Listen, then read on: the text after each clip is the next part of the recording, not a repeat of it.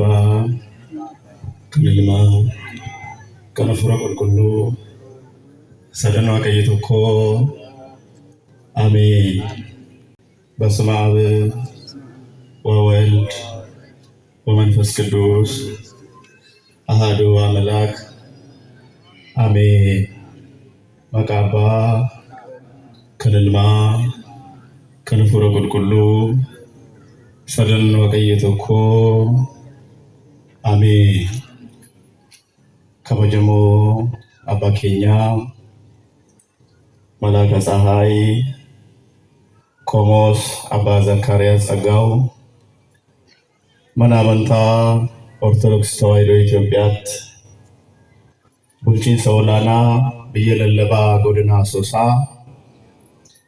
አከሱመስ ሆጅቶኒ ብየለለባ ጎድና ሶሳ keessatti argamtan hundi keessan itti aanaa bulchiinsa kaatedraalii mana kanaa abbaa ስጦታው መጋቤ ሃይማኖት Kutaalallaba Wangeelaa Kaatedraalii guddaa kanaa beektota mana kiristaanaa abbootii lubootaa faarfattoonni barattoonni dilbataa Waaqayyo kan isin jaallate abbootiin koo harmootiin daa'imman maqaa Waaqayyo jiraataatiin akkam ooltanii እንደምን አደራችሁ እንደምን ቆያችሁ? አሜን። አምላካችን እግዚአብሔር ሳይገባን ከኃጢአታችንና ከነበደላችን ወዶን ይህንን ዘመን አሳልፎ ልጆቹን እኛን ሳያሳልፈን ምሕረቱ ጋርዶን ቸርነቱ በስቶልን በዚህ በታላቁ ክብረ በዓል ላይ እንድንገናኝ የፈቀደልን የቅዱሳን ሁሉ አባቶቻችን አምላክ የሁላችንም አምላክ እግዚአብሔር ስሙ ከምድር እስከ አርያም ድረስ የተባረከና የተመሰገነ ይሁን።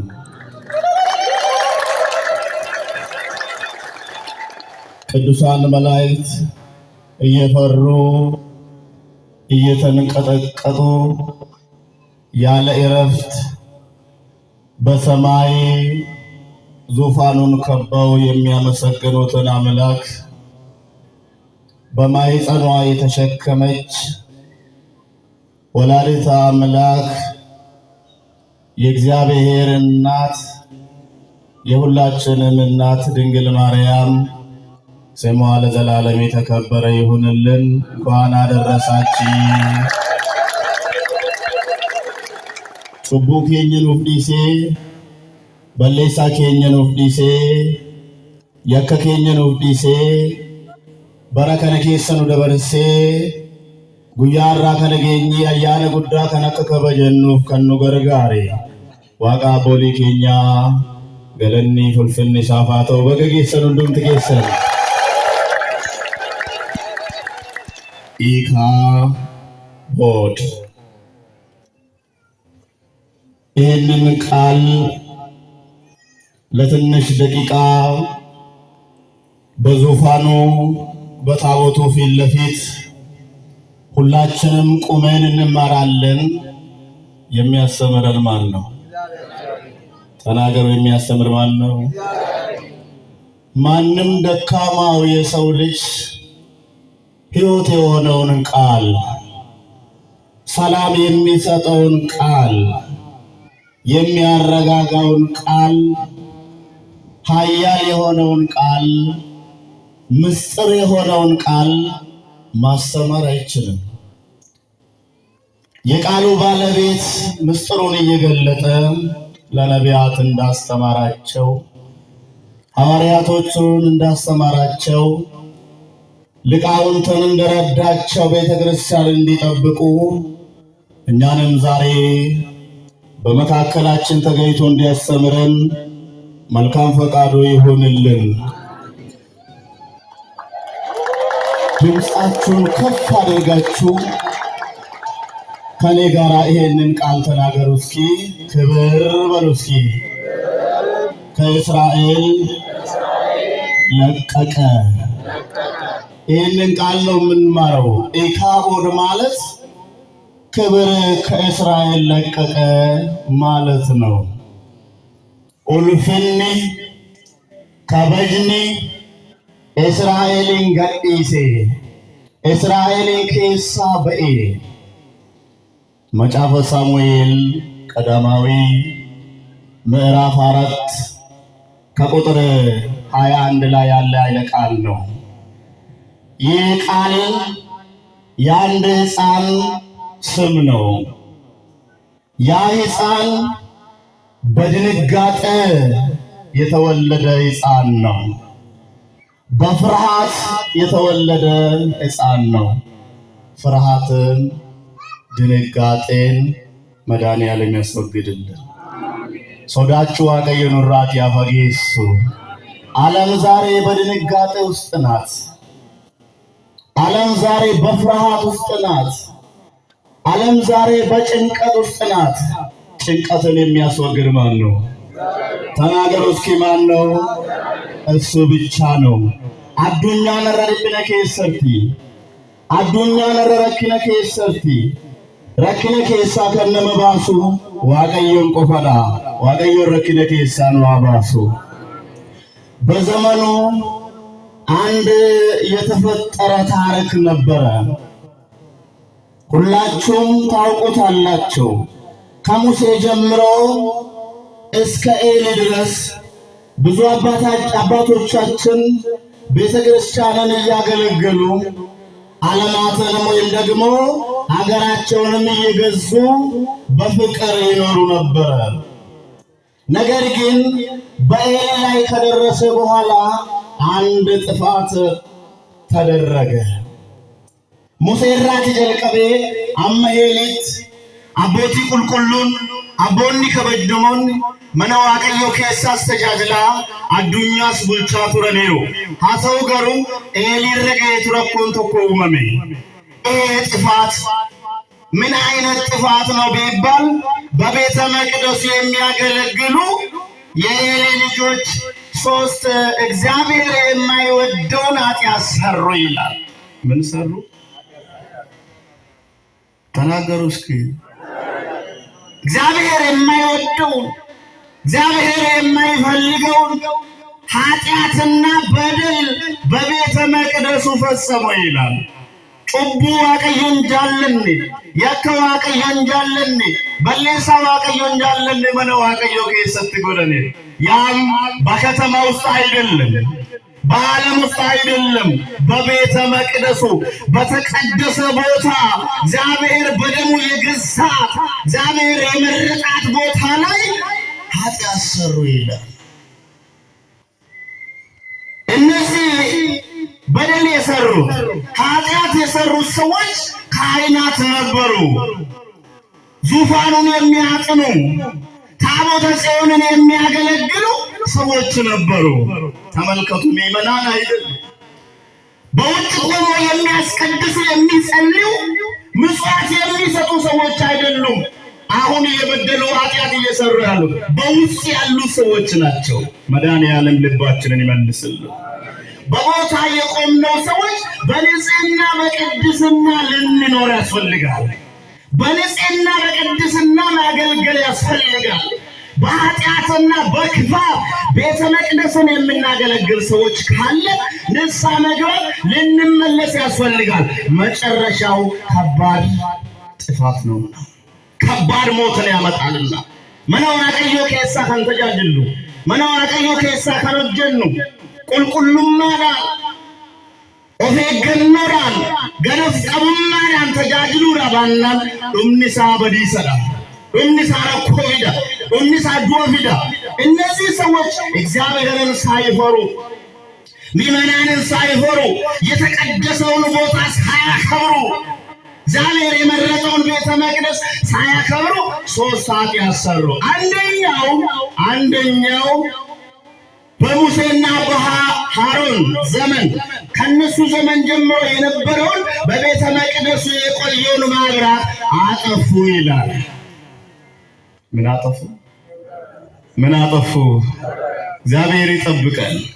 በትውፊት የቆየችውን ሃይማኖት እንዳናበላሽ፣ በትውፊት የቆየውን ቤተ መቅደስ እንዳናበላሽ፣ አባቶቻችን በደማቸው አባቶቻችን በንጽህና አባቶቻችን የጠበቋትን ሃይማኖት ቤተ መቅደስ እንዳናበላሽ መድኃኔዓለም ይርዳን። ማን ይርዳን? ማን ይርዳን? አከየ ከንጎን አቦቲን ኬኛ ደረባ ደረቦራን ኤገኒ ኢገሳኒ ገንገላሰኒ ረኮ ገረገራ ከሰደር በኔ ካንሳን ኑንጋና ከንበለስኒ አከንቱሬስኒ ዋጋዮን እንደበከኘ ነው አይ እነዚህ ሰዎች ግን ያለ ፍርሃት በቤተ መቅደሱ የነበረውን አባቶቻቸው የጠበቋትን ቤተ መቅደስ ማብራት አጠፉ ይላል። አንደኛ ኃጢአት ነው፣ የቆየውን ታሪክ አጠፉ። ታሪክን እንዳናበላሽ እግዚአብሔር ይርዳል። ዛሬ ታሪክን የሚያበላሽ በዝቷል። ዛሬ ወንጌልን የሚያጣምን በዝቷል። ዛሬ በቤተ መቅደሱ ክፉ የሚሰሩ በዝቷል። እግዚአብሔር ይመልሰን። እነዚህ ይህንን በደል ሰሩ። ሁለተኛ ምዕመናን የሚያመጡትን ምጽዋት፣ ለቤተ መቅደስ የሚገባውን ምጽዋት፣ ለእግዚአብሔር የተሰጠውን ምጽዋት ለራሳቸው እያደረጉ ይበሉ ነበረ ይላል። ለራሳቸው እያደረጉ መነ ዋቀዮት ከንከነመ ከና መነ ዋቀዮት ከነመ አንቶኒ ከንከነን ዋቀዮራ ከንከነመ ሁረኔ ኦፊሳኒቲ በየደሙ ቱረኒ ኦፊሳኒቲ ያቱ ቱረኒ የሉም እንደ ዛሬ የቤተ መቅደሱን ገንዘብ የሚያጠፉ የቤተ መቅደሱን ስርዓት የሚያጠፉ የእግዚአብሔርን ስርዓት የሚያጠፉ ዶግማዋን የሚያጠፉ ቀኖናዋን የሚያጠፉ ሊኖሩ ይችላሉ። ማን ነው የሚያውቀው? ማን ነው የሚያውቀው? ወንጌል የሚሰበከው ለሁላችንም ስለሆነ የሚያስተምረውንም ያስተምራል፣ ከውስጥ የሚያገለግለውንም ያስተምራል፣ ምዕመናኑንም ያስተምራል። ስንማር ደግሞ ለመመለስ ነው፣ ለመጥፋት አይደለም፣ ለመመለስ ነው፣ ንስሐ ለመግባት ነው። እነዚህ ሰዎች ሁለተኛ ይሄንን በደል ሰሩ። እግዚአብሔር በሰማይ በዙፋኑ ላይ ቁጭ ብሎ ይመለከታል፣ ያያል፣ ይመለከታል። ጨለማውን ተገን አድርገን የምናደርጋቸውን ነገሮች ሁሉ እግዚአብሔር ያያል። ከእግዚአብሔር የተደበቀ አንዳች ነገር የለም። አለ ወይ? የለም። አንድ ጊዜ ይባላል ሰማይ ምድር ሜዳቋ አብረው ማይበር ይጠጡ ነበር። ምን ይጠጡ ነበር? ቁሩጴ ለፋፍ ሰሚት ወጅሪን ማበረዱ ጋር እነዚህ ሶስት አንድ ላይ ሆነው አንድ ቀን ከሰማይ እቤቱ ገብተው በሉ ጠጡ። በልቧ ግን ሜዳቋ የሆነ ነገር ታስብ ነበር። እኔ ሯጭ ነኝ፣ በጣም እሮጣለሁ፣ ስለዚህ ከምድርም ከሰማይም ሩጬ ማምለጥ እችላለሁ፣ ከነሱ ከሁለታቸው በልጬ ይጠፋለሁ ብላ በውስጧ ታስብ ነበር። ከሁለታቸውም በልታ መጨረሻ ላይ መሮጥ ጀመረች፣ ለመሸሽ። ወዴት ለመሄድ? ለማምለጥ ትሮጣለች። የምትሮጥባት ምንድን ነው?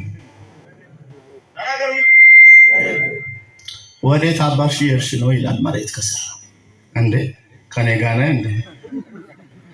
ሮጠች ከላይ ስትመለከት ሰማይ ወዴት እየሄድሽ ነው አለ ወይ ኤሰዴ ማይል ተይለሰሚ ተይሻለሁ እንዴ ለካው ነው ማምለጥ አልቻልኩም ብላ ተመልሳ አወጣች ይባላል። ተመልሳ ምን አደረገች? ሰማይን የፈጠረ ማን ነው? ምድርን የፈጠረ ማን ነው? ሁሉንም የፈጠረ ማን ነው? ከእግዚአብሔር ማምለጥ ይቻላል ወይ? ይቻላል ወይ? አይቻልም። ስለዚህ እግዚአብሔር በሁሉም ቦታ ሙሉ በኩል ስለሆነ በሁሉም ቦታ ስለሚገኝ ከእግዚአብሔር መደበቅ አይቻልም። ብዙዎቻችን ግን በየመስሪያ ቤቶቻችን፣ በቤተ መቅደስ፣ በስራ ቦታ፣ በሁሉም ቦታ ተደብቀን የምናደርጋቸው ነገሮች ይኖራሉ። እግዚአብሔር ያያል። ማን ያያል? ማን ያያል? ስለዚህ እንመለስ ከበደል፣ ስለዚህ እንመለስ ከኃጢአት፣ ንስሐን ይግባ ወገኖች፣ ከእግዚአብሔር መብለጥ አይቻልምና። ስለዚህ እነዚህም በቤተ መቅደሱ ይሄንን ያደርጉ ነበር። ሶስተኛ በደላቸው ወይም ደግሞ ኃጢአታቸው ምንድን ነበረ ቢባል ሴቶችን በቤተ መቅደስ ያስነውሩ ነበር ይላል። ዱበርቶታ ወጀንጪ ሱመና ዋቀዮ ኬስ ከባድ የሆነውን ኃጢአት ዝሙት ሊፈጽም ነበረ በቤተ መቅደስ። ከአስርቱ ትእዛዝ አንዱ የሆነውን አጥፍተዋል በቤተ መቅደስ። እግዚአብሔር ይህንን ሁሉ አየና ጠላቶች በእስራኤላውያን ላይ እንዲነሱ አደረገ። ፍልስጤማውያን ዛሬም ሀገራችን የምትሰቃየው ዓለማችን የምትሰቃየው በማን በደል ነው ቢባል በእኛ በደል ነው። በማን በደል ነው? በማን በደል ነው? ስለዚህ ወደ ሌላ ጣታችንን መቅሰር የለብንም። ወደ ራሳችን ልንመለስ ያስፈልጋል። ንስሐ ልንገባ ያስፈልጋል። ሰላምን ለማግኘት ሕይወትን ለማግኘት የበረከት ልጆች እንድንሆን ንስሐ ልንገባ ያስፈልጋል። ከኃጢአት መውጣት ያስፈልጋል። በእነዚህ በሶስቱ ካህናት ሀገሩ ተበጠበጠ። ስንት ሰው አለቀ። አንድ ቀን እንደዚህ ያለቁ ሰዎች የተረፉ ሰዎች ታቦተ ጽዮን ብትመጣ እኮ እናሸንፋቸው ነበር አሉ። ታቦተ ጽዮን ነው ተወፍነቲ ጀረን ከነሙና ፍልስጤሞታ ይነሪና ፍልስጤሞታ ረት አባታ ነይደኒ ታዳ እነዚህ በቤተ መቅደሱ በደል ሲሰሩ የነበሩት ኃጢአት ሲሰሩ የነበሩት አፍኒንና ፊንያስ የሚባሉ ታቦተ ጽዮንን ይዘው ወጡ። ምን ይዘው ወጡ? ታቦተ ጽዮን ዙፋን እግዚአብሔር የሆነችውን ክብር ለእስራኤላውያን ክብር የሆነችው ከእግዚአብሔር የተቀበሉትን ክብር ይዘው ወጡ። በዛን ሰዓት እግዚአብሔር የእነሱን በደል አይቷልና በእነሱ ላይ ጥፋት አደረገ፣ አጠፋቸው። በኃጢአተኞች እጅ፣ ባልተገረዙ ሰዎች እጅ፣ በፍልስጤማውያን እጅ እንዲሞቱ አደረገ። አፍኒንም ፊንያስም በአደባባይ ላይ ሞቱ። እግዚአብሔር ከሁላችን ጋር ነው። እግዚአብሔር ይጠብቃል። መጨረሻው ሲያምር ነው አይደለም እንዴ? namni dhumisaa bareede gaariidha. ምን ያረጋል? መጀመሪያ ከፍ ማለት ጫልቃባ ኦሎል ጀቹን ስሪ ሚቲ ኡመረቶል ጀቹ ወያ ራሳቸውን ከፍ የሚያደርጉት እግዚአብሔር ያዋርዳቸዋል። በማቴዎስ ወንጌል ምዕራፍ 23 ጧት ላይ ስንነበብ ነበር። ራሳቸውን ዝቅ የሚያደርጉት ደግሞ እግዚአብሔር ከፍ ያደርጋቸዋል። ስለዚህ መጀመሪያ እኛ ራሳችንን ዝቅ ማድረግስ እነዚህ በቤተ መቅደሱ ራሳቸውን ከፍ አደረጉ። እግዚአብሔር ደግሞ በአደባባይ እንዲሞቱ አደረገ። ታቦተ ጽዮን ተማረከች። ያሳዝናል። ታቦተ ጽዮን ሄደች። በዚህ ጊዜ ቢንያማዊ የሆነው ሰው እየሮጠ ወደ ከተማ ገባ። ምን እያለ? ታቦተ ጽዮን ተማረከች፣ ክብር ከእስራኤል ለቀቀ፣ ክብራችን ሄደች እያለ እየተናገረ ሲመጣ የአፍኒንና የፊንያስ አባት በወንበሩ ላይ በቤቱ ፊት ለፊት ቁጭ ብሏል ይላል መጽሐፍ።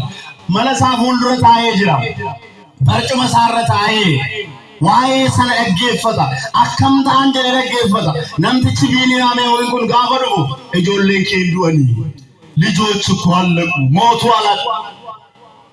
በዚህ ጊዜ ደነገጠ፣ በፍርሃት በድንጋጤ ወደቀ ይላል። ተሰበረ፣ እዛው ሞተ። በቤቱ ፊት ለፊት ከወንበሩ ወድቆ ሞተ። እግዚአብሔር ይጠብቃል። እግዚአብሔር ይጠብቃል። ታዲያ ይህንን ስትሰማ የፊንያስ ሚስት እርጉዝ ነበረች ይላል መጽሐፍ። ምን ነበረች? በፍርሃት በድንጋጤ በማኅፀኗ የነበረውን ሕፃን ወዲያውኑ ወለደች ይላል። በዚህን ሰዓት ከባድ ሕማም መታት። እኩለ ጉዳት ይሰሩኩት ለከነ ጉዳይ ከሰለተ አካባቢ የነበሩ ሴቶች ተሰብስበው መጡ። ሊያረጋጓት አሰቡ። የወለደችው እኮ ወንድ ልጅ ነው፣ አይዞሽ እያሏት ሲያረጋጓት አንድ ቃል ተናገረች።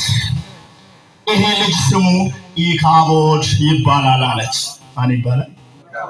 ማን ይባላል? ትርጓሜው ከእስራኤል ክብር ለቋል።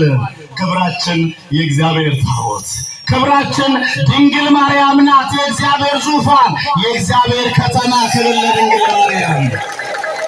የአዲስ ኪዳን የእግዚአብሔር ዙፋን የአዲስ ኪዳን ክብር እመቤታችን ወላዲተ አምላክ የእግዚአብሔር ዙፋን ታዲያ ክብር ለቀቀ ብላ ስትናገር እውነትም ከእስራኤላውያን ለሰባት ወራት እያለቀሱ ክብራችን አጣን እያሉ ያቺ የሄደችው ታቦት የእግዚአብሔር ዙፋን ግን በፍልስጤም ሀገር ታምር ሰራች። ክብር ለታቦታችን። የሰራችው ምንድነው ቢባል ፍልስጤማውያን የሚያመልኩት ዳጎን የሚባል ነገር ነበር። ምንድነው የሚባለው? ዳጎን በራሳቸው ሰፍተው አምላክ ነው ብለው ይሰግዱለታል። ወገኖች ዛሬ ብዙዎቻቸው የኦርቶዶክሳውያን አምላክ ብዙ ነው ይሉናል። አይደለም እንዴ? ታቦትን አምላካቸው ነው፣ ድንግል ማርያም አምላካቸው ናት፣ ሁሉም አምላካቸው።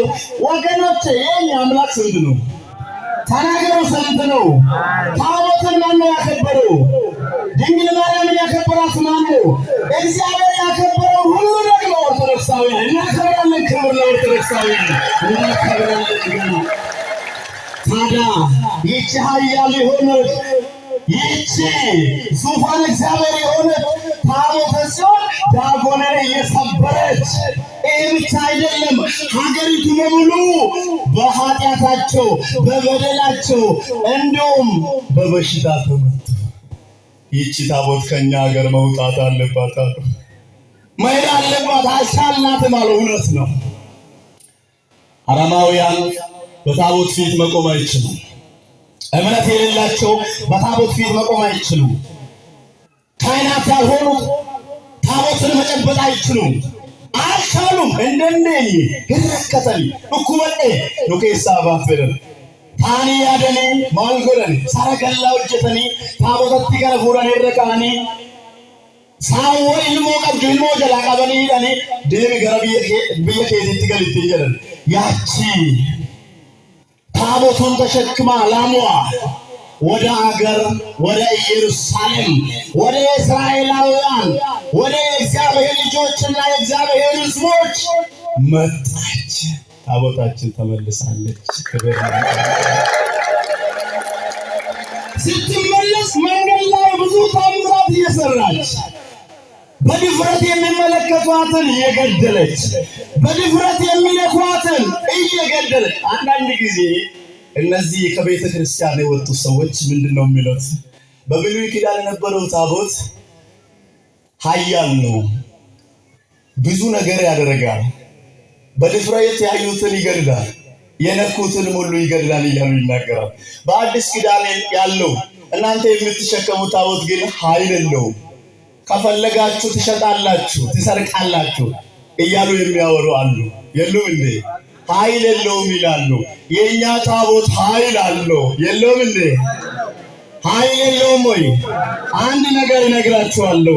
በብሉይ ኪዳን የሚባል 5500 ዘመን የፍዳ ዘመን፣ የመከራ ዘመን፣ የመርገም ዘመን፣ የሞት ዘመን ነበረ። ዘመናችን ግን ተቀይረዋል። አልተቀየረም እንደ የኛ ዘመን? አልተቀየረም ወይ? በድንግል ማርያም በመድኃኒዓለም በኢየሱስ ክርስቶስ ዘመናችን ተቀይረዋል። አሁን ዓመተ ምሕረት ነው። ክብር ለመድኃኒዓለም ይሁን። ታዲያ ክርስቶስን ተሰቅለዋል፣ ክርስቶስን ተሰድበዋል፣ ክርስቶስን ብዙ ነገር ደርሰውበታል። ክርስቶስ ነው ታቦት ነው የሚበልጠው? ማን ነው የሚበልጠው? ታቦት የማን ዙፋን ነው? የማን ዙፋን ነው? የክርስቶስ ዙፋን ነው። ታዲያ ክርስቶስ እኮ ያንን ሁሉ ቻለ። አልቻለም እንዴ? ሁሉም እንደ ስራው ፍዳውን የሚቀበልበት የፍርድ ቀን እንዳለ እናምናለን አሉ አባቶቻችን። ስለዚህ ሁላችንም አንድ ቀን አለ። ታቦታችን ሬሮ ታቦት ነው፣ ሬሮ አባት ነው፣ የሚጠብቅ ነው እንጂ የሚገድል አይደለም። የኛ ታቦት ክብር ለታቦታችን የሚገድል አይደለም። ወደ ሀገር ስመለስ ወደ ከተማ ወደ ዳዊት ከተማ ሲገባ በመጽሐፈ ሳሙኤል ካሌ ሁለተኛ ምዕራፍ 6 ላይ ስታነቡ ዳዊት ከወንበሩ ወረደ፣ ከቤተ መንግሥቱ ወጣ፣ ልብሱን ለበሰ፣ በታቦቱ ፊት ለፊት እየዘመረ እየዘለለ እልልታ እያቀረበ ታቦቱን ወደ ከተማው አስገባላ። ታቦታችን ብዙ አባቶቻችን ያከበሯል።